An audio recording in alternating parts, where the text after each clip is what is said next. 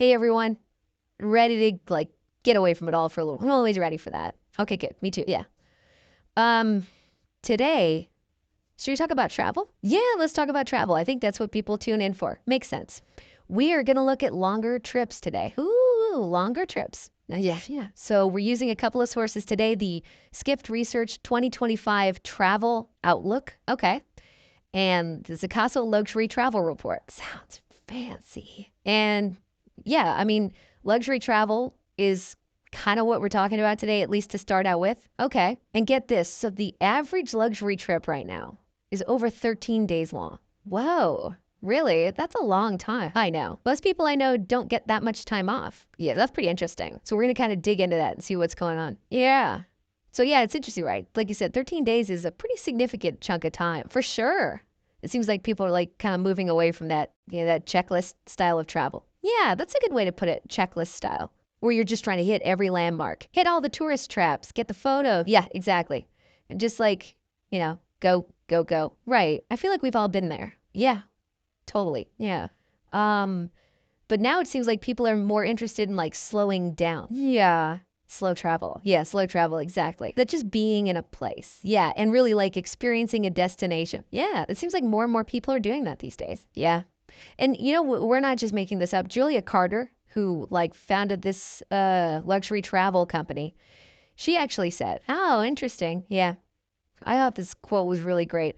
She said, "The travelers are tired of the frenzy of overcrowded tourist spots." Yeah, that makes sense. And they're yearning for authenticity. Yeah, so true. Like they want something real. Right, something genuine. Yeah. I don't know. When you hear that, what do you think? Well, I totally get that. Like, who wants to be just another face in a crowd? Right, crammed into some tourist trap fighting for space to get a photo. It's like, where's the actual experience in that? Yeah, it feels kind of empty, Totally. I think people are craving something deeper. Yeah. They want to connect with the place, with the people, with the culture. Yeah. And maybe even come back a little changed by the experience. Right. Like they actually want to learn something. Exactly. Or grow or, yeah, have a more meaningful experience. Yeah. It's about more than just checking things off a list. For sure. It's about having a real connection with the places you visit. Totally. And that's kind of where these longer stays come in, right? Right. So how does that work? Well, just imagine like spending 2 weeks in Japan. Okay. Yeah. Instead of trying to like cram Tokyo, Kyoto, and Osaka all into 1 week. Yeah, that makes a lot more sense. You could really get to know a place. Exactly. You'd have time to wander off the beaten path. Ooh, that sounds nice. Discover those hidden gems. Really savor the local food. Yeah, like take your time, enjoy it. It's not just rushing, rushing, rushing all the time. Right. Yeah. I like that. Yeah. So with these longer stays, they're saying you have like way more possibility. Yeah. Like you could take a cooking class or learn a few basic phrases in Japanese. Okay. Yeah. Or even, volunteer. Oh, wow. That's a great idea. Yeah, but the local organization, you could really make a difference. You could really make a difference and really connect with the community. Yeah. And I bet you'd be surprised how much deeper your connection to Japan would be. Yeah. I bet after you have that time to, uh, really experience it instead of just, being a tourist for a few days. Yeah, exactly. And, the cool thing is it's not just about luxury travel. Oh, okay. Like we were saying at the beginning. Right. So the Skiff report actually shows a global increase in planned long leisure trips. Interesting. Across the board. Okay.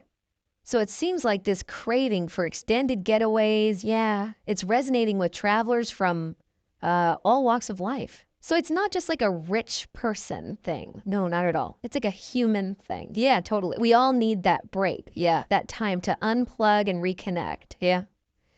I think it speaks to this broader cultural shift. Yeah. Like we're bombarded with information and stimulation all the time. Oh, for sure. Constantly. Right. Our phones are buzzing.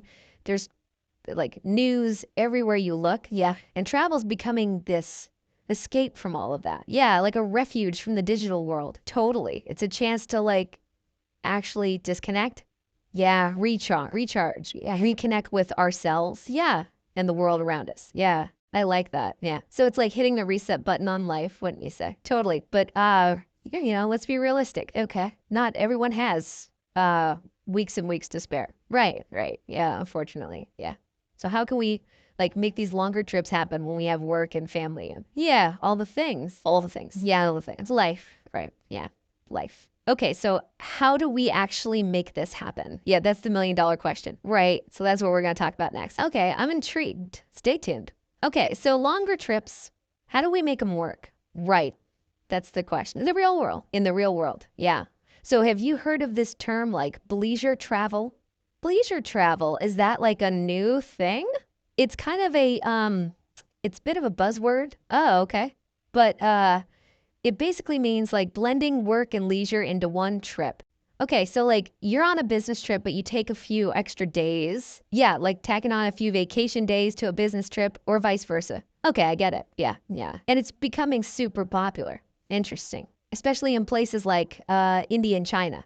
Oh, okay. Where the line between work life is already kind of blurred. Yeah, that's true. It makes sense though, right? Well, yeah, if you're already traveling for work, why not take advantage? Yeah, you're already there. You're already there. Might as well see some sights. Exactly. Explore a little. Right. So for people who have limited vacation time, yeah, this can be like a total game changer. Okay. Yeah, I see that. It's a way to maximize those precious days off. You make them count. You make them count.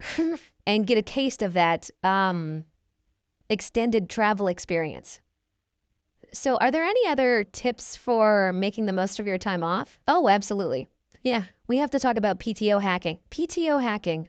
What is that? It's like it's all over TikTok right now. Okay. People are like strategically planning their vacations around holidays. Oh, so you can get like extra days off. Extra days off. Yeah, I've definitely done that before. Yeah, yeah, me too. Especially like if a holiday falls on a Tuesday or a Thursday, you can just take a few days and get a whole week off. That's right. Yeah.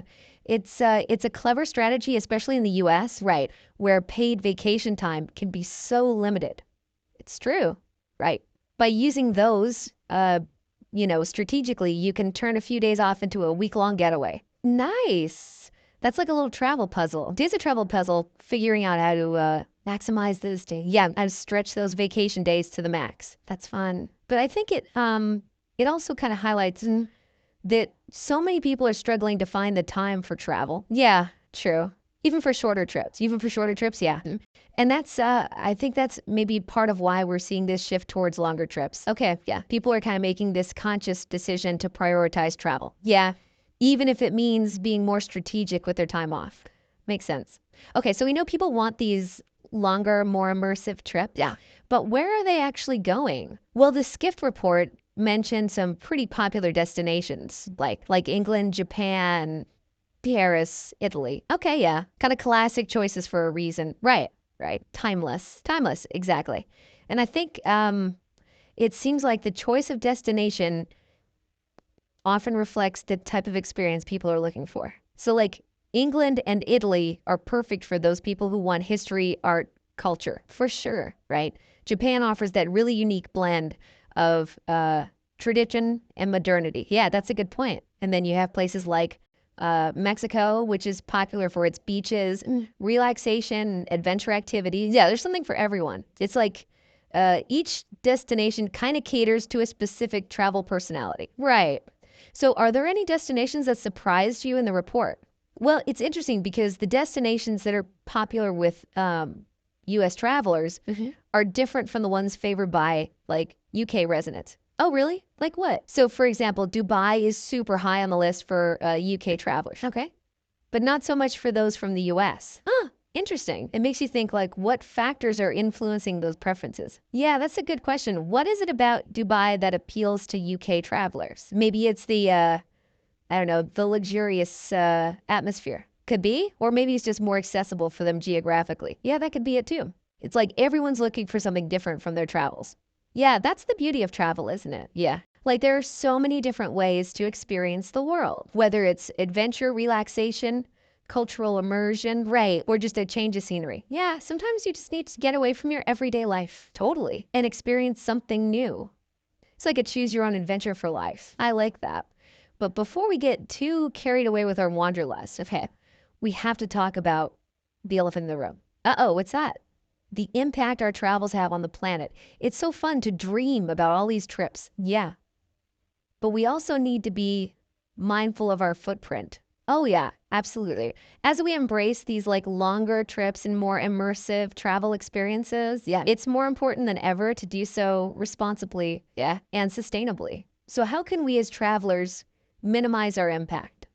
Well, for starters, we can choose eco-friendly accommodations, well, support local businesses, and respect the customs and traditions of the places that we visit. Yeah, I think that's a really important one. Yeah, just being respectful of the people and the places. Totally. It's about being conscious of our consumption. Yeah. Reducing waste and making choices that benefit both ourselves and the communities we're visiting. So it's kind of about being more intentional and thoughtful about every aspect of our trip. Yeah, exact. Not just like booking the cheapest flight. Yeah, the biggest hotel room. It's about shifting our mindset, yeah, from simply consuming experiences, okay, to engaging with destinations in a more meaningful and respectful way. And that can be as simple as choosing to walk or bike instead of taking a taxi. Oh yeah, good point. Or bringing our own reusable water bottle and shopping bag. Absolutely. Like those little things can make a big difference.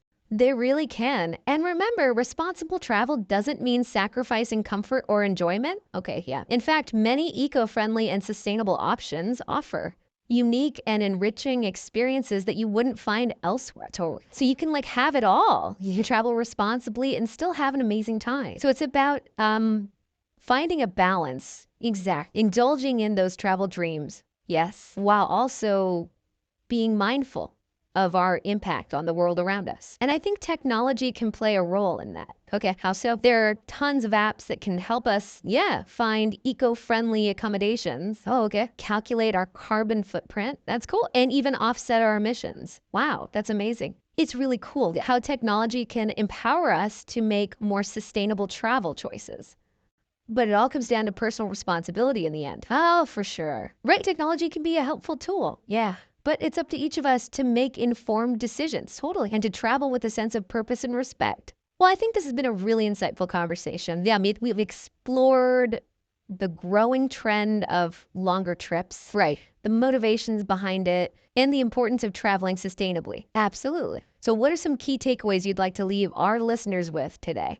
I think the biggest takeaway is that travel in 2025 and beyond is all about intentionality. Yeah. It's about choosing experiences that align with our values, our desires, and our quest for deeper meaning. It's about slowing down. Yes. Embracing the journey. Yeah. And creating memories that will stay with us long after we return home. Exactly. Right. And as we've discussed, it's also about traveling responsibly. Yeah, and being mindful of our impact on the planet and the communities we visit. So whether you're dreaming of a long, immersive getaway, yeah, or a shorter, more focused trip, right?